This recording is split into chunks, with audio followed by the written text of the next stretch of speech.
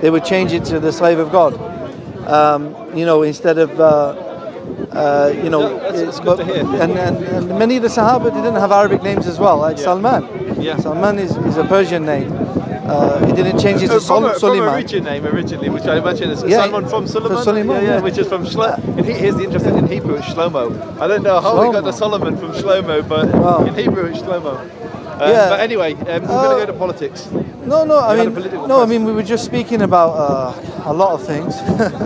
And all of a sudden there's 4 cameras when the politics comes out. You could have come about 20 minutes ago. You know what, it's going to get really angry, people will come around and shout at us, so hopefully we can keep it civil. Okay. I mean, I don't want it to go that way. I don't either. I was really interested in actually knowing more about the revelation. That really is something I'm actually interested in. Truthfully, I gave it everything I've given you is probably as much as I can do. Can I give you maybe the Islamic perspective? Maybe you're not interested or you don't.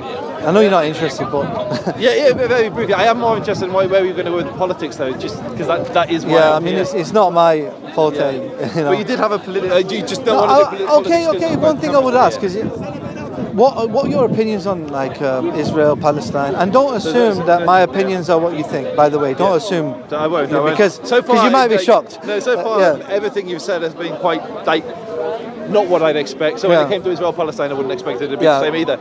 You told me you had a slave. You can't. Wasn't expecting that, John. So could you do me a favour? Does that say record on this one here? It says record in the bottom. Let me just check.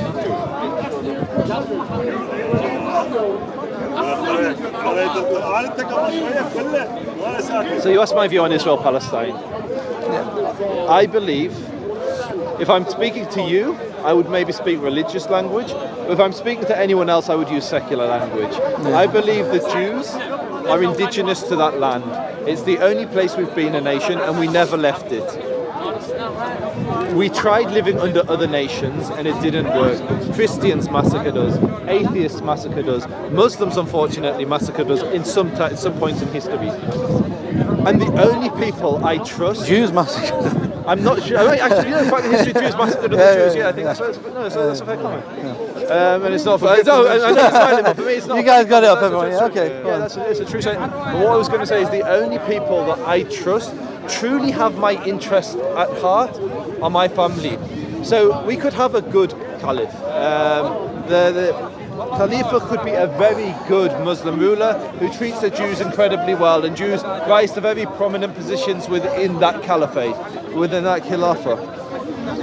But then you can have the next caliph is an absolute tyrant who massacres Jews.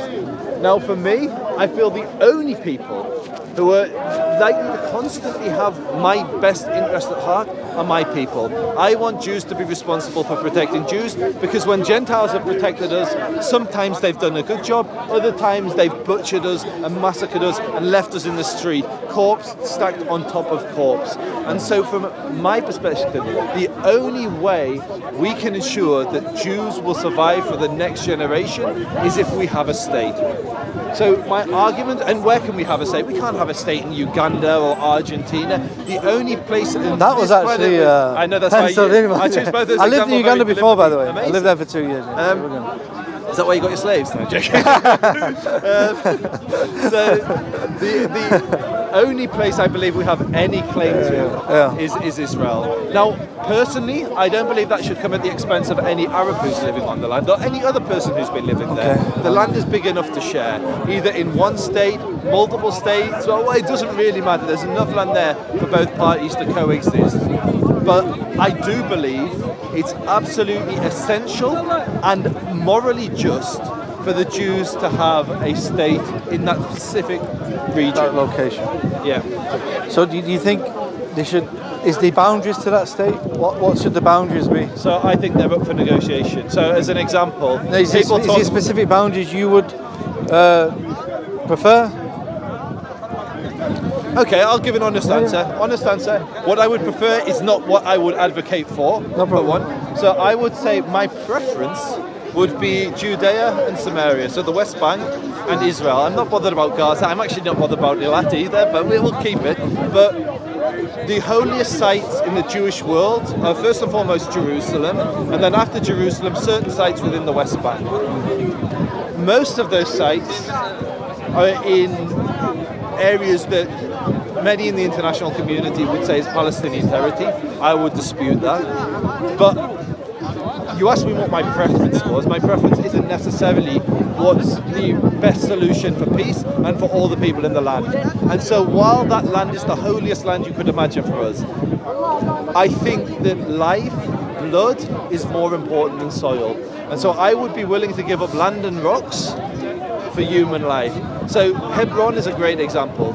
My forefathers are buried in Hebron.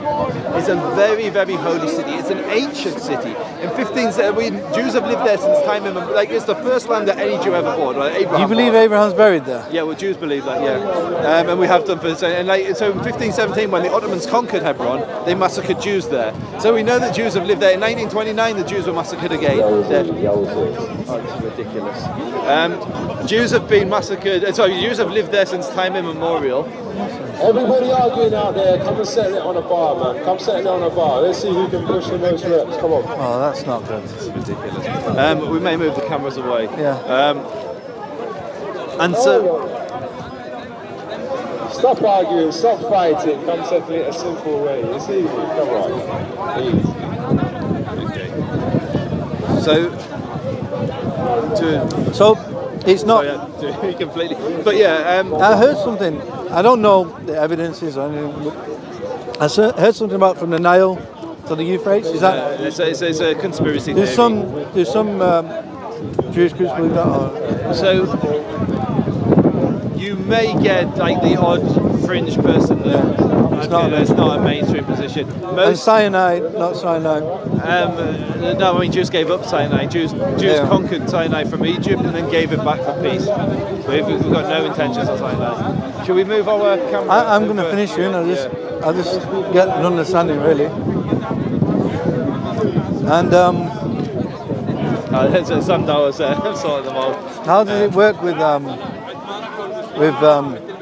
Muslims living within a Jewish state? You put it on him. We're finishing now. Oh, is it? Yeah. How does it with Muslim? So here's the thing which most people don't the realise. ideal for you, I mean. So the ideal for me, any Muslim has complete equality with a Jew. A Muslim can be prime minister. A Muslim can be a top judge. And in Israel, there's 2 million Arabs who have complete equality with Jews. Oh, he's louder than those guys. There's 2 million Arabs who have complete equality with Jews. Complete equality. And in fact, an Arab judge has sent a Jewish prime minister and a Jewish president to jail. There are hundreds of mosques throughout Israel. That's what I want. The flip side is last time they didn't let me in, but the flip side is not true, however. There's not one Jew in the Palestinian Authority. There's no synagogues, they destroyed them all. Jews aren't allowed to hold office. Jews aren't even allowed to be citizens. And so for me, when I look at the two, I say, okay, Israel is more moral in how it treats the minority. Depends what you mean moral, right? I mean, that's from a secular Western secular perspective. I mean, from a religious perspective. So you would say in a religious perspective, I would say it is in an ideal I would Jewish... say it's haram what the Muslims in Palestine do and the Palestinian territories do. It's haram because they ban Jews from being citizens. Muhammad didn't ban Jews from being that's citizens. Something else, yeah. Umar didn't ban Jews. Umar invited the Jews back to Jerusalem. Yeah, I'm talking about from a Jewish perspective. From a Jewish perspective, would you have Gentiles in public office? I mean, not Israel. I mean, in the past, in some of the Jewish kingdoms, would you have Gentiles and pagans in public office? I mean, I don't think there's you would, a concept of a ger toshav, which is a resident alien. So it's a citizen of the state that isn't Jewish. They have to subscribe to certain laws. They have their own religious codes. It's actually quite similar to how Islam operates. What would happen but this was like the last time we had this was 2,000 years ago. I get it, but today, if we had a theocracy, it would be very different. So it's hard to say. Basically, the sages of our generation would determine what rank a non-Jew. For instance, you wouldn't have a non-Jewish king because the king has to be from a certain line. But we're getting into like ancient concepts which wouldn't be applicable today. We wouldn't have a king. We'd have a religious court. You might have a king one day. I mean, if it happened, how would it work? You know, I mean, I don't think Israel itself is the ideal for a Jewish state, is it? So I think it's the best that's available for us at the moment. And what I mean by that is, in the old days, like the ancient kingdom, if you sat on the Sanhedrin, which is the court that determines that made it a theocracy, which made it a religious state, the judges had to be steeped in secular wisdom and steeped in Jewish law. They were the greatest minds, like secular and religious minds, and they are the people that define the Judaism I practice today. They define the values, or they helped shape the values that modernity is based upon. And so these great scholars who spoke multiple languages, knew mathematics, science, philosophy, Torah, halacha, everything. We don't have that today. Our rabbis today are incredibly knowledgeable on Jewish law, but ignorant where it comes to secular law. So I don't think we are ready for a religious state. There would be division. But what would be the ideal? Like these rabbis? The ideal would what be, would they? So what are they? How it was set up before, I believe, is the ideal, but we're just not ready for that. With the kingdom. The key thing is the Sanhedrin, the Beit Din Hagadol, which is the Supreme Court. And they would set laws for the people. It was like made of 71 plus men, and they would determine what laws the people The last time that was Ezra, or so since then as well? Yeah, it's actually we kind of consider it to be Rab Ashi and Ravina, who were the final rabbis who brought together the Talmud and helped codify the Talmud. Because basically how it works is, does a court have the authority to rule for all Jews in the land? And when we went into exile, it became very hard to have one court judging for all Jews. Yeah. And so what I believe is that this court system was the right system. You had the finest religious and secular minds in one court, and they would pass a law, and if the people accepted the law, they followed the law, it became binding. If the people were unable to, the court then had to repeal the law, as long as it didn't contravene Torah law. So as an example, Jews are not allowed to drink wine that could have been used for idolatry. And so they decreed that we can't even use wine that's been handled by a non-Jewish person in case that non-Jew used it for idolatry. They made this, and that's binding today. I can only drink wine or grape juice that's been handled by Jews in case it's been used for idolatry. They made the same decree for olive oil, but the people weren't able to keep the olive oil, and they kept on buying Greek olive oil, so the court repealed that law. And so what you have is this court system, which is like a balance of having like a meritocracy, the greatest minds, but are only able to pass laws that the people democratically accept. So for me, that's a good system, and that is our system. It would obviously be updated because man has updated since. So it is how you do it. Yeah, I get it. So the democracy of Israel, if you like, kind of does fit in with that. Yeah, I think Israel's not religious though, and it's not ready to be religious. Israel's very divided between secular and religious people, and you wouldn't be able to have a panel of rabbis that the secular Jews would accept, and you wouldn't have a secular leaders that the religious Jews would accept. So what's your plan for the territories which would be the ideal? Is it a gradual my takeover? Plan, my plan is to advocate for peace, but advocate for a strong Israel. So peace without compromising Jewish security. There is certain places over the Green Line. I absolutely think Israel has a league. I was there literally last week at a place called Givat Etam, which is just outside of Efrat, which is just south of Bethlehem. Israel purchased that land in 1943 from a monastery at the bottom of the valley. Israel has every right to that land, legally and everything. That land was purchased by Jews. It's Jewish land. It should not be part of the Palestinian state. I would potentially compromise that in the name of peace. Like my friend lives there. He has a farm there, and I would be supportive of giving up that farm if it brought lasting peace, but it would have to be lasting and sincere peace. I'm not willing to compromise land for fake peace and for false peace. But I'm agnostic. Any solution that brings lasting peace between Israelis and Palestinians. Interesting. How about you? You know, I'm not a political commentator, but you know. Or have you got views that you'd rather not say on camera? No, I think it's in an Islamic system, Jews would be, obviously, as you know, should be allowed to live within an Islamic system anyway. So my thing is, I don't want to live under Muslims, though. I know, that's fine. I'm just saying. But I agree with you. Yeah, it should be. You know, like you say, it's not always been the case, but you know, Islam allows that.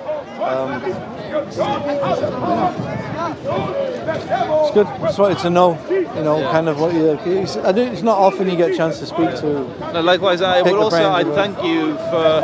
I think you're a good ambassador of Islam. You've dealt with me with respect. You've listened. You haven't shouted over. I think it's been a very good conversation. Yeah, I wanted to know what, you know. Ideally, as I said, I wanted to speak more about the beliefs and the revelation perspective. The politics, you know, I'm not too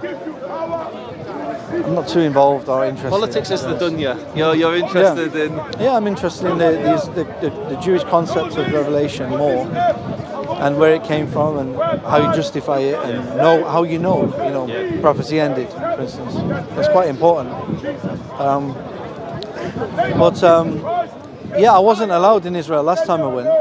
They stopped me at the airport and sent me back. So the weird thing is they asked. I wrote a book about atheism. Yeah. So they said, you wrote a book about atheism. I said, yeah.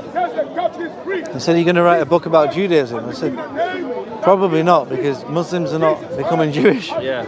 It's not a theological challenge for us in that perspective. They didn't like it, so. That's quite interesting. Usually when people don't get let into the country, it's because they've been involved in hostile activity in the country. But meeting you don't strike me as the type that would be. I've never been to any protests. I don't agree with protests, full stop, on the streets. You know, I don't agree with public protests. It's not something I subscribe to. If you do visit again, I'll give you my card, and I'm not saying I can get you into the country, but I know people. I would connect with the Israeli government regularly. I know people that work in that area, and there's maybe something I can do to help. Yeah, I spoke to Tovia Singer as well. Rabbi, I don't know if you know him. I know him well. Yeah, I spoke to him. I speak to him sometimes as well, and he said the same thing. Yeah. He said, look, when you get there, you know, I would like to go, and just make sure but yeah. I'm just interested in picking your brain, and I've not seen your videos. I don't. Most of my videos are the worst.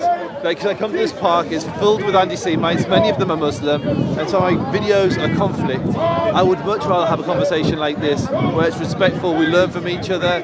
I'm not threatened by you, you're not threatened by me. It shows my audience that actually this park isn't just filled with lunatics. They're actually good Muslims who have a good head on their shoulders, that don't keep slaves. Even for freeing. No, but I still actually would like to do that one day.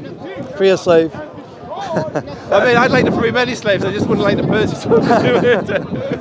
Okay. It's nice speaking to you. Likewise. Jazakallahu khairan, akhi. Thank you. I don't know which one's yours. This one's my one. The problem of disease, the problem of affliction. Jesus Christ set you free from every problem. I don't know whose mic this is. I tell you what, if you give them to me, I'll make sure that they all get their mics back. From devil, free from witchcraft, free from death. Jesus Christ set you free. Be Jewish. Be Jewish. Be Jewish. I've got a lot of that. Yeah, definitely. Thank you.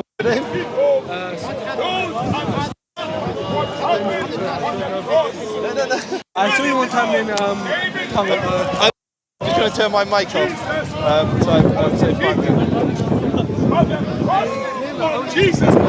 Which one's yours? I've got all your... Right.